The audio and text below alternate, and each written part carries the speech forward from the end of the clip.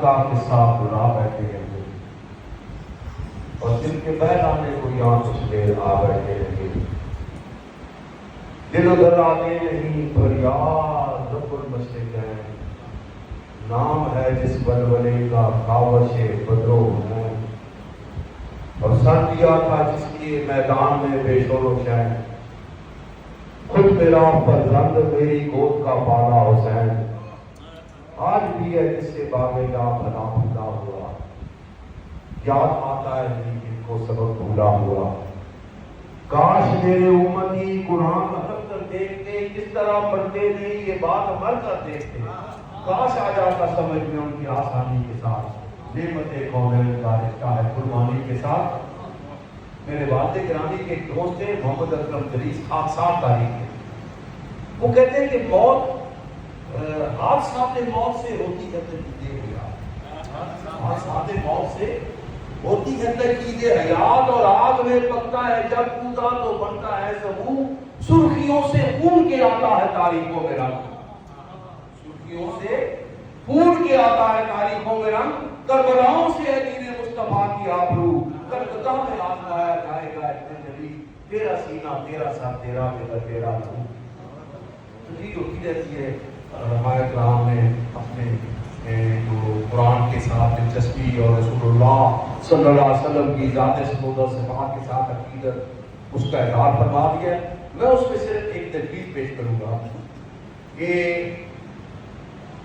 عالم مسلم کہہ سکتے ہیں، ہم عالم اسلام نہیں کہہ سکتے، کیونکہ جس طرح ہے نا کہ جمہوریت کا government of the people by the people for the people, عوام کی حکومت عوام کے ذریعے عوام پر، اسلامی ریاست کا یہ تصور نہیں ہے۔ اسلامی ریاست کا government of Allah by the Muslim for the people, اللہ کی حکومت مسلمان کی حکومت ہے تو حکومت اللہ کی ہوتی ہے، لیکن چونکہ کسی بھی مسلم ملک میں اللہ کی حکومت ان کا مکمل طور پر نافذ نہیں ہے، لہٰذا ہم اس کو اسلامی ممالک نہیں کہہ سکتے، مسلم ممالک کہہ سکتے۔ تو مسلم ممالک سب سے پہلے تو ہم پر فرض عائد ہوتا ہے، ہم ان کی حکومت کی مسندوں اور سنگھانسن پر بیٹھنے والے کیسے لوگ منتخب کرتے ہیں، اصل ذمہ داری یہ ہے ہماری۔ دین صاحب ہیں، عالم دین ہیں، وہ اپنے مقتدی کو سمجھائیں، مدیر ہیں وہ اپنے مرید، صرف ہم یہ نہیں کہ ہاتھ پھکوانے اور دعا دینے اور بس ختم کر دیں، نہیں۔ حضرت داتا صاحب رحمۃ اللہ علیہ مولانا 3 طرح تقسیم فرماتے ہیں، ہمارا ناس و سراس آتے ہیں، العلماء والامراء والفقراء، 3 گروہ انسانوں میں۔ اذا فسد فسد كل الناس، جب یقین ملنے کے ساری انسانیت بگڑ جائے۔ اذا فسد العلماء فسدت الطاعت والشریعہ، علماء میں بگاڑ پیدا ہوگا شریعت بگڑ جائے۔ واذا فسد الامراء فسدت المعاش، جب امراء بگڑیں گے تو معیشت بگڑ جائے گی۔ واذا فسد الفقراء، اور جب درویش بگڑیں گے فسدت الاخلاق، قوم کے اخلاق اور کردار بگڑ جائیں گے۔ آگے فرماتے ہیں فساد العلماء فی قرب الامراء، علماء کا بگاڑ دنیا داروں کے دروازوں پہ جانے میں ہے، تو فساد العلماء فی بعد العلماء، اور امراء کا دنیا دار لیڈروں کا بگاڑ علماء سے دوری میں ہے، تو فساد الفقراء فی حب الجاہ، اور درویشوں کا بگاڑ جو چاؤ حشر کی طرف ہے کہ ہماری ٹوپ ٹپا ہو، ہمارے نعرے چاہتے ہو گئے۔ رسول اللہ صلی اللہ علیہ وسلم نے فرمایا کہ لا یرفع ید اللہ علی هذه الامه، اللہ تعالیٰ اپنے دست عنایت دست کرم دست جود و سخا اس امت کے ساتھ سے جدا نہیں فرمائیں گے، ما لم یعذب ابرارہم فجارہم، جب تک کہ ان کے نیک بروں کی عزت نہیں کریں گے، وما لم یذب خیارہم بشرارہم، اور معاشرے کے بہتر لوگ برے لوگوں کے ساتھ رعایت نہیں برتیں گے، وما لم یمت علماء بلا امرائہم، اور جب تک علماء امراء کے سامنے جھکیں گے نہیں۔ وَإِذَا فَعَلُوا، جب 3 لوگوں نے 3 کام کیے، قالو جب 3 دیے رفع اللہ بن برکہ، اللہ تعالیٰ اس امت سے اپنی برکت کو اٹھا لیں گے، وسلط علیہ جواب رکھو، اور جابر اور بدکار حکمران کے سروں پہ نافذ کر دیں گے، وَقَذَفَ فِي قُلُوبِهِمُ الرُّعْبَ، اور ان کے دلوں میں چھوٹی چھوٹی طاقتوں کا رعب ڈال دیں گے۔ آج کیوں قریب کہ کل تک کی ناپسند گستاخی کے فرشتہ ہماری جناب میں رو رہی ہے، آج ٹوٹی ہوئی میناؤں سے رو رہی ہے، آج ٹوٹی ہوئی میناؤں سے، کب تلک گردش میں جس ساکی کے پیمانے رہے، وہ کہتے ہیں کدا فرمایا کدا فی قلوب الرعب، تو انزل علیہ، آج ہماری امت کی حالت ہے آج ہمیں ان کو مدعو کیا کرنا ہے جو ہمیں ضعیفی کی سزا پر کے مفادات، جب ہماری معیشت ان کی محتاج ہوگی، ہماری سیاست ان کی محتاج ہوگی، ہماری اقتصادیات ان کی محتاج ہوگی، ہماری تجارت ان کی محتاج ہوگی، تو پھر ہم کیسے اپنی غیرت کو مظاہرہ کر سکیں گے؟ کس طرح اپنی مرضی دنیا پر مسلط کر سکیں گے؟ اگر دنیا کو دکھانا ہے تو پھر سب سے پہلے اپنے آپ کو درست کرنا ہوگا، اپنے گھر کو مضبوط کرنا ہوگا، اپنے گھر کو استوار کرنا ہوگا، اپنی معیشت کو مضبوط کرنا ہوگا، آپس کے ساتھ جوڑ کے بیٹھنا ہوگا۔ میں کہتا ہوں کہ 6 صرف مسلم ملک، ایران، سعودیہ، مصر، پاکستان، ترکی اور مراکش، کیونکہ مراکش یورپ کے کھانے پہ محفوظ ہے، سب بیٹھا ہو، یہ 6 ملک آپس میں ساتھ جوڑ رہے ہیں اور ایک فیصلہ کر رہے ہیں، اور دوسرے 6 افغانستان، شام، عراق، اردن، انڈونیشیا اور ملائیشیا، یہ 6 کے تائیدی بن ہیں تاکہ کسی اور کی ضرورت کی نہیں ہے انشاءاللہ دنیا کو ایک طاقتور ترین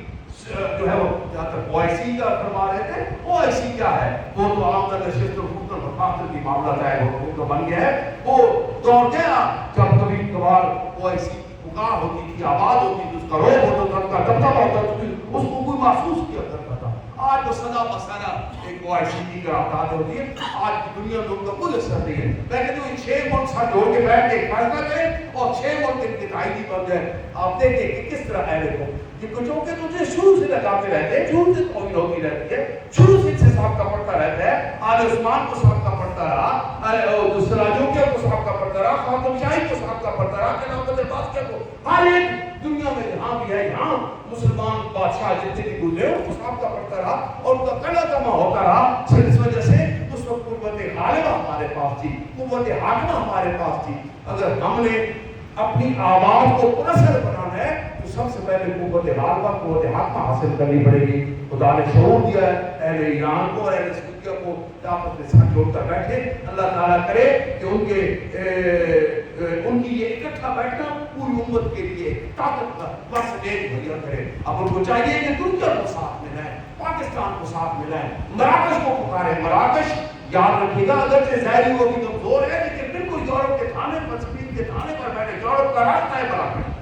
مراکش یورپ کے تھانے اور وہی سے ہم نے یورپ فتح کیا تھا، یورپ ہم نے مراکش ہی فتح کیا تھا اور وہ تھانے پر بیٹھے ہوئے یہ 6 ملک ساتھ جوڑ کے فیصلہ کریں اور 6 ملک ان کی تائیدی بن جائیں تو پھر دیکھیں کہ مسلم امت کی آواز اور پکار کتنی ہوتی ہے۔ اور ہم کیا کریں؟ ہم یہ صرف تقریریں کر کے اور قراردادیں پیش کر کے نہیں، عملاً تمام جو دین سے محبت رکھنے والے لوگ ہیں، جو دین کے ساتھ دلچسپی رکھنے والے لوگ ہیں، ان کو ایک جگہ کتنا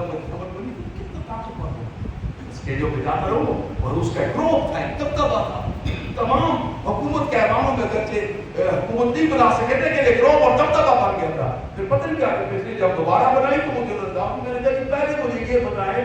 کہ پہلے کیوں توڑی اس کا مجھے قائل کریں، پھر میں آپ کے اجلاس میں آتا ہوں، مگر میں آپ کے اجلاس میں شریک نہیں ہو سکتا۔ بار بار ٹوٹنا اور بکھرنا، ہم ایسی سیاست کے شوقین نہیں ہیں، نہ طالب دولت ہے نہ شہرت کے خریدار، اس طرح کی فقیروں کی صلاح اور یہ کچھ ہے۔ ہم اخلاص میں دوستوں کو بتاتا رہتا ہوں، جب کالج کے زمانے میں ہم جہاد کی باتیں کیا کرتے تھے، ہم اسلام کے غلبہ کی باتیں کیا کرتے تھے، اس وقت قوت ایمانی میری جو تھی، آج میں پیر ہوں، سینکڑوں ہزاروں میرے ہاتھ میں بیٹھ کے اسلام کے درس دیتا ہوں، قرآن عربی زبان پر عبور حاصل ہو چکا ہے اور اس پر درس دیتا ہوں، تقریریں دیتا ہوں، لیکن اب اپنے اندر وہ قوت ایمانی نہیں پاتا جو اسٹوڈنٹ دور میں اپنے اندر قوت ایمانی پاتا تھا، وہ طاقت تھی، وہ مر مٹنے کا جذبہ تھا، اسلام پہ، دین پہ، قرآن پہ، اپنے ملک کے لیے، اس ملک کے دفاع کے لیے، اس کی ملک کی عظمت کے لیے، اس ملک کی جو ہے وہ طاقت کے لیے جو دل کے اندر جذبات ہوتے تھے وہ قوت ایمانی ہوتی تھی۔ آج اپنے اندر قوت ایمانی نہیں پاتا تو میں کہتا رہتا ہوں کہ وہ ایک امر، ایک سامنے مقصود ہوتا تھا، اجتماعی مقصد ہوتا تھا، دینی مقصد ہوتا تھا۔ آج نہ وہ شعور ہم میں ہے، نہ وہ نور ہمارے دلوں میں ہے اور نہ قلوب میں وہ کام ہے کہ ہم اس چیز کو سمجھ سکے، اس کو فالو کر سکے۔ اللہ تعالیٰ سے دعا کر کے تمام بزرگ حضرات آپ ہستیاں بیٹھے ہیں کہ اللہ تعالیٰ ہماری نگاہوں کو نور نصیب فرمائے اور ہمارے دماغوں کو شعور نصیب فرمائے تاکہ ہم اسلام کی حقانیت کو سمجھ سکیں، اسلام کے مقصد کو سمجھ سکیں اور لا الہ الا اللہ کا کلمہ اس کی ابتدا کس میں ہے؟ صرف اللہ کو ماننے سے کام نہیں بنے گا، الا اللہ بعد میں وہ ہے، مقدم لا الہ ہے کہ اللہ کی مخالف قوتوں کو چیلنج کرنا، ان سے ٹکرانا ہے. مسئلہ دین عیسیٰ کاروں کو، مسئلہ دین باپ جمو شکو. تو لا کا لا الہ اس بات کا اظہار ہے کہ مومن وہ ہوگا جو سب سے پہلے باطل قوتوں کے سامنے کھڑا ہو کر ان کی نفی کرے گا اور پھر اپنے اللہ کو ماننے کا اقرار کرے گا. تو اللہ تعالیٰ سے دعا ہے کہ آج کا اجتماع یہ سکجش میں جو کچھ ہوا اور ٹرمار میں پیچھے ہوا تھا اور دوسرے دور کی ممالک میں یہ دلاداریاں ہوتی رہیں گی. اس کا ایک ہی طریقہ ہے کہ ہم مسلمانوں کو متحد ہو کر سب سے پہلے اپنے اندر اپنے اللہ کا حیا پیدا کریں، پھر اپنے اللہ کی وفا، اپنے دین کا حیا. پہلے حیا ہوگا تو وفا. صرف وفا کام نہیں آئے گی جب تک حیا نہیں ہوگا. پہلے حیا قائم کریں اپنے دلوں میں، پھر وفا کام کریں اور پھر اس کے بعد اللہ کا نام لے کر پھر نکل پڑے. جب نکلیں گے تو اللہ تعالیٰ نے فرمایا کہ وعد اللہ الذین آمنوا منکم وعملوا الصالحات لیستخلفنہم فی الارض کما استخلف الذین من قبلہم. پھر تمہیں تمکن پہ عطا کرے گا. اسی طرح جس طرح تم سے پہلے اپنے ماننے والوں کو، ایمان والوں کو اور عمل صالح والوں کو تمکن پہ عطا کیا تھا. اللہ تعالیٰ سے دعا ہے، التماس ہے کہ اللہ ہمیں غیرت دین سے نواز، ہمیں حمیت دین نصیب فرما اور باطل فاسق ظالم قوتوں کے خلاف ٹکرا کے نصیب فرما. آمین. وآخر دعوانا